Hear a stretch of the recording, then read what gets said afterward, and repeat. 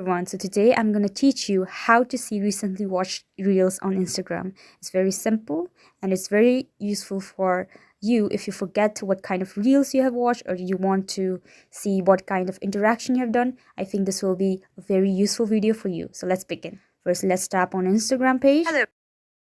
And this is my profile. Now you can go to your profile page.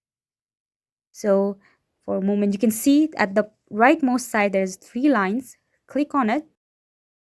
Go to your activity.